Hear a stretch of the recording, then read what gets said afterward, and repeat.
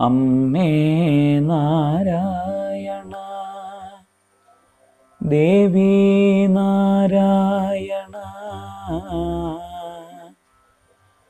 ലക്ഷ്മീ നാരായണ ഭദ്രേ നാരായണ.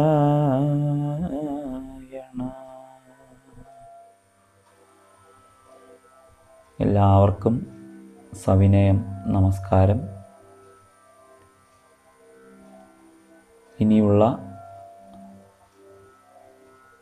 കുറച്ച് നാമങ്ങൾ കൂടി പാരായണം ചെയ്യുന്നതോടെ ദേവിയുടെ സഹസ്രനാമ പാരായണ പഠനം നാം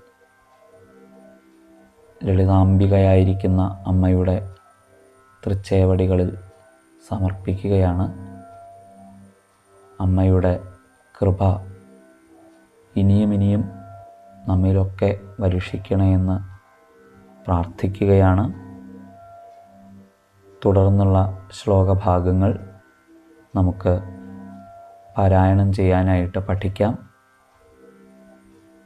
ആരംഭിക്കട്ടെ.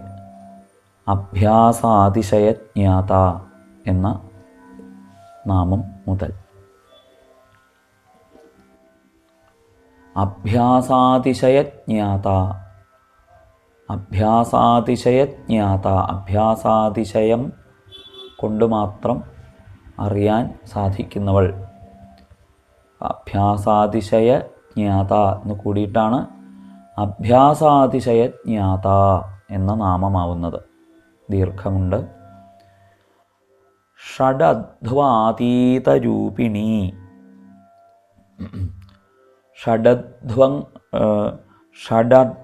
അധ്വ എന്ന് പറഞ്ഞാൽ മാർഗം എന്നർത്ഥം. ഷഡധ്വാതീതരൂപിണി. ഷഡധ്വങ്ങൾക്കും അതീതമായ രൂപമുള്ളവൾ എന്നാണ്. ഷഡധ്വാതീതരൂപിണി.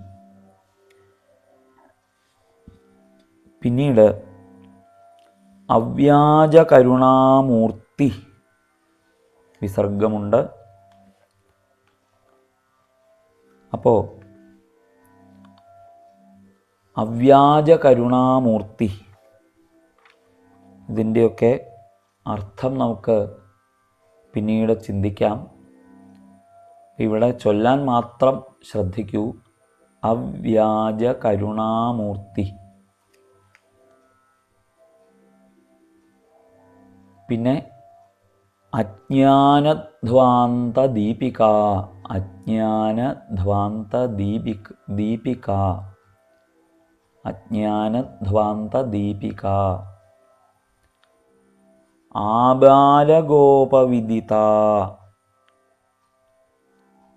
ആബാലഗോപവിദിത. ആബാലഗോപവിദിത. മുറിക്കാതെ ചൊല്ലണം. ആബാലഗോപവിദിത. സർവാനുല്ലംഘ്യശാസന. സർവ അനുല്ലംഘ്യശാസന. സർവാനുല്ലംഘ്യശാസന എന്നാണ് ആ നാമം.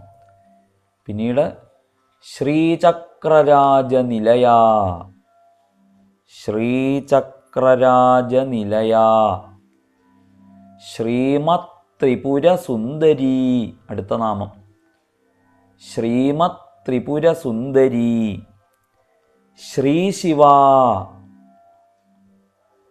അടുത്ത നാമം ശിവശക്തി ഐക്യരൂപിണി.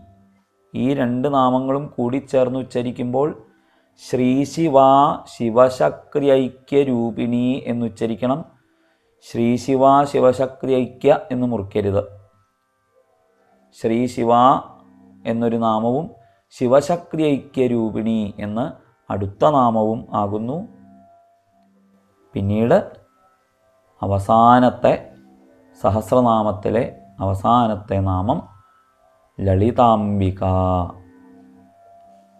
അവിടെയും ലകാര ലകാര ഭേദം അത് ശീലിച്ചിട്ടുള്ളതുപോലെ ലളിത എന്നോ ലളിത എന്നോ ഉച്ചരിക്കുക. ലളിതാംബിക എന്ന് ഒന്നിച്ചിട്ടാണ് നാമം.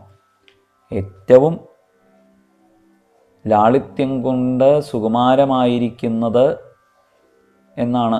ലളിത ശബ്ദത്തിന് സുകുമാരമായത്, ഏറ്റവും സൗകുമാര്യമുള്ളത്, ഏറ്റവും മനോഹരമായത് എന്നൊക്കെയാണ് ഒരർത്ഥം. ഇവിടെ ലളിതാംബിക എന്ന നാമത്തോടു കൂടിയിട്ട് ലളിതേ സുന്ദരം, ലാളിത്യം ഉണ്ടാവുമ്പോഴാണ് സൗന്ദര്യം ഉണ്ടാവുക എന്നതുപോലെ ഈ സുന്ദരമായ സഹസ്രനാമം അതീവ ഭക്തിപൂർവം നമുക്ക് ചൊല്ലാൻ സാധിക്കട്ടെ. ഒരുവിധം ഒക്കെ ശ്രദ്ധിച്ചിട്ടുണ്ട് ഈ പദങ്ങൾ എങ്ങനെയാണ് ഉച്ചരിക്കേണ്ടത് എന്ന് പറയാൻ എന്ന് ഞാൻ വിശ്വസിക്കുന്നു. ഇനി എന്തെങ്കിലുമൊക്കെ സംശയങ്ങളുണ്ട് എന്നുണ്ടെങ്കിൽ അത് ചോദിക്കൂ. അറിയുന്നവയൊക്കെ ആണെങ്കിൽ പറഞ്ഞു തരാം. അതുപോലെ ചില പിഴവുകളൊക്കെ മനുഷ്യ സഹജമായിട്ട് പറ്റിയിട്ടുണ്ടാവാം. അതൊക്കെ സജ്ജനങ്ങളും അമ്മയും പൊറുക്കട്ടെ എന്ന് മാത്രം പ്രാർത്ഥിക്കുന്നു. ഏതായാലും ഗുരുനാഥന്മാരുടെയും ഗുരുവായൂരപ്പൻ്റെയും മൂകാംബിക ദേവിയുടെയും പിന്നെ എല്ലാവർക്കും അമ്മ തന്നെയാണല്ലോ ഏറ്റവും വലിയ ദൈവം. ആ അമ്മയുടെയും അച്ഛൻ്റെയും ഒക്കെ കൃപ കൊണ്ടാണ് നമുക്ക് എന്തെങ്കിലും ഒരു സൽക്കർമ്മം ചെയ്തു പൂർത്തിയാക്കാൻ സാധിക്കുന്നത്. അതിനുള്ളൊരു അവസരം അമ്മ നമുക്കേവർക്കും തന്നു എന്ന് പ്രതീക്ഷിക്കാം. അതൊരു നിവേദ്യമായി അമ്മയ്ക്ക് തന്നെ സമർപ്പിക്കാം. ലളിതാംബിക എന്ന നാമത്തോടു കൂടിയിട്ട് ലളിതാ സഹസ്രനാമത്തിലെ എല്ലാ നാമങ്ങളും ആയി. ഇനി നമുക്ക് കുറേ സംശയങ്ങൾ ചിലർ ചോദിച്ചത് എൻ്റെ കയ്യിലിരിക്കുന്നുണ്ട്. അപ്പോൾ അതൊന്നിച്ച് പറയാം എന്ന് വിചാരിച്ചിട്ടാണ്. ചിലപ്പോൾ ഒരു 1-2 അധ്യായങ്ങളായിട്ട് ആ സംശയങ്ങൾ നമുക്ക് പറയേണ്ടതായിട്ട് വരും. അപ്പോൾ അതും കൂടി നമുക്കിതിൻ്റെ ഭാഗമായിട്ട് പാരായണ പഠനത്തിൻ്റെ ഭാഗമായിട്ട് തുടരാനുണ്ട്. അതും കൂടി ഭംഗിയാവാൻ അമ്മ അനുഗ്രഹിക്കട്ടെ.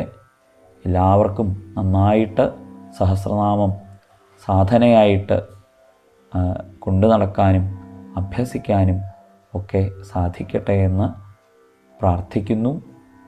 എല്ലാവരെയും അമ്മ ദയാവായ്പോടുകൂടി ഒന്ന് കടാക്ഷിക്കട്ടെ എന്ന് പ്രാർത്ഥിക്കുന്നു. സവിനയം എല്ലാവർക്കും നമസ്കാരം.